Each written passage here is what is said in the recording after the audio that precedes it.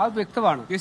എന്തായാലും ഇത്തരം കാര്യങ്ങളിൽ സർക്കാർ നല്ല ഉദ്ദേശത്തോട് ചെയ്യുന്ന കാര്യങ്ങളാണെങ്കിലും ആ ചെയ്യുന്ന കാര്യങ്ങൾ നല്ല ഉദ്ദേശത്തോട് ചെയ്യുന്ന കാര്യങ്ങൾ ജനങ്ങൾക്ക് സ്വീകാര്യമാണെന്ന് ഉറപ്പുവരുത്തേണ്ട ഉത്തരവാദിത്വം നമുക്കെല്ലാവർക്കും ഉള്ളതാണ്. അതുകൊണ്ട് മാത്രമല്ല, തീരദേശത്തുള്ള എല്ലാ കാര്യങ്ങളിലും മത്സ്യമേഖലയുമായി ബന്ധപ്പെട്ടവരുമായിട്ടുള്ള ആശയവിനിമയം നടത്തി മത്സ്യത്തൊഴിലാളി സംഘടനകൾ, അതുമായി ബന്ധപ്പെട്ടുള്ള പ്രസ്ഥാനങ്ങൾ ഒക്കെയായി ബന്ധപ്പെട്ട് ചർച്ച ചെയ്തിട്ട് വേണം പരിഷ്കാരങ്ങൾ നടപ്പിലാക്കാൻ.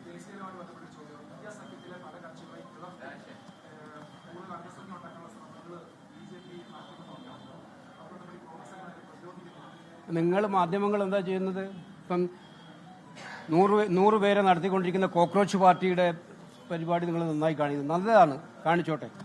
അവരുടെ സമീപനങ്ങളും നല്ല സമീപനങ്ങളാണെങ്കിൽ പ്രോത്സാഹിപ്പിക്കട്ടെ. പക്ഷെ ഞങ്ങൾ എത്ര സമരങ്ങളാണ് നടത്തുന്നത്? ഏതെങ്കിലും മാധ്യമങ്ങൾ കാണിക്കുന്നുണ്ട്. ഇപ്പം നീറ്റുമായി ബന്ധപ്പെട്ട് കോൺഗ്രസ് നടത്തിയ പ്രക്ഷോഭങ്ങൾ, NSUI യൂത്ത് കോൺഗ്രസ് നടത്തിയ പ്രക്ഷോഭം കാണിക്കുന്നുണ്ട്. ഇവിടെ ഈ രാജ്യത്ത് നടന്നുകൊണ്ടിരിക്കുന്നത് നമ്മൾ ഊഹിക്കാൻ പറ്റാത്ത രീതിയിലാണ്.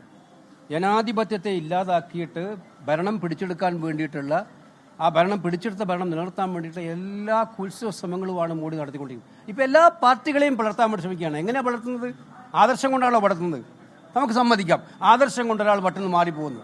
പണവും അധികാരവും കൊടുത്ത് കോടിക്കണക്കിന് രൂപ വില പറഞ്ഞ് ജയിച്ച MP-മാരെ മാറ്റിയെടുത്ത് കൊണ്ടുപോവുകയാണ് ചെയ്യുന്നത്.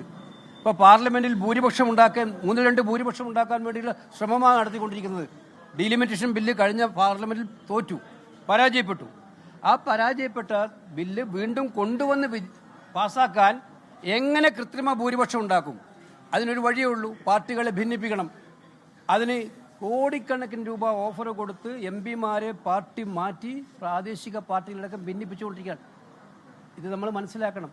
മധ്യപ്രദേശിൽ കോൺഗ്രസ് സ്ഥാനാർത്ഥിയുടെ നാമനിർദ്ദേശ പത്രിക ക്യാൻസൽ ചെയ്ത് നിങ്ങൾ കണ്ടിട്ടുണ്ടാവുമല്ലോ. എന്താ കാരണം? ഒരു ക്രിമിനൽ കേസുമില്ലാത്ത സ്ഥാനാർത്ഥി ക്രിമിനൽ കേസിൽ അഫിഡവിറ്റ് കൊടുത്തിട്ടില്ല എന്ന് പറഞ്ഞിട്ടാണ് തള്ളിയത്.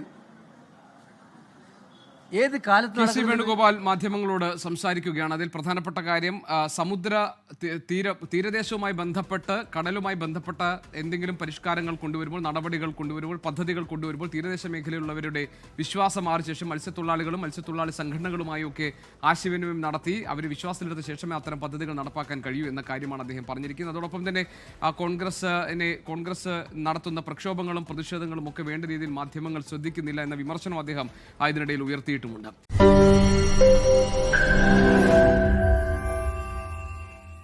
ലോകത്തെവിടെയായാലും ഏത് സമയത്തും 24 വാർത്തകളും ഓഗ്മെന്റഡ് റിയാലിറ്റി പാക്കേജുകളും എക്സ്പ്ലെയിനറുകളും വിശദമായി കാണാൻ ഞങ്ങളുടെ YouTube ചാനൽ നിങ്ങൾക്ക് സബ്സ്ക്രൈബ് ചെയ്യാം.